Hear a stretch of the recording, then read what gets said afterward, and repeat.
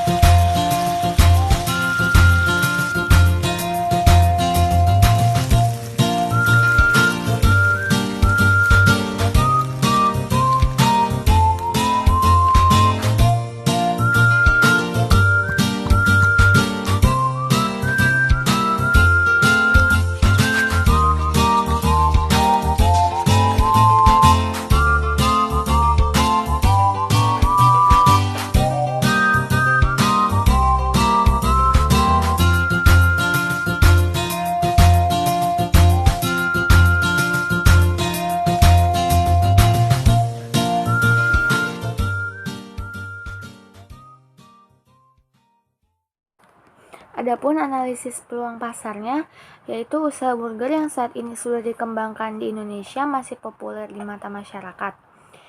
Untuk membuat burger menggunakan bahan baku yaitu daging sapi. Namun banyak pengusaha burger yang melakukan inovasi dengan tidak menggunakan daging sapi, melainkan menggunakan daging ayam, bahkan bermunculan burger vegetarian. Burger vegetarian merupakan burger yang bisa dikonsumsi oleh orang-orang vegetarian. Daging yang digunakan untuk isian burger merupakan daging yang tidak mengandung lemak. Sedangkan untuk rotinya adalah roti dengan tekstur tebal, lembut, namun juga empuk. Tingkat persaingannya sudah dibilang cukup banyak. Kemudian ini adalah biaya-biaya tetapnya, yang dimana ada biaya ruko, biaya pembelian freezer, talenan, food chopper, pisau, bol besar, frying pan, meja, kursi, spatula, botol saus, botol mayones, serta kompor 2 tungku, yang dimana jumlah harganya mencapai 3 miliar 800 juta sekian. Kemudian ada biaya variabelnya, yang dimana bagian bahan baku atau pokoknya yang meliputi roti burger, daging sapi, daging ayam, sayuran, mayones, serta saus sambal. Yang kedua ada biaya bahan pendukung, meliputi packaging, stiker, gas, dan juga kantong plastik. Serta ada biaya tenaga kerja, gaji karyawan. Sejumlah total biaya variabelnya sejumlah Rp10.929.000. Yang dimana total biaya variabel per bulannya 10.929 tersebut dikali 30 bulan, yang dimana hasilnya mencapai 327 juta sekian. Kemudian ada biaya lainnya yang meliputi biaya transportasi, promosi, listrik, dan juga air, yang dimana jumlahnya mencapai Rp2.500.000.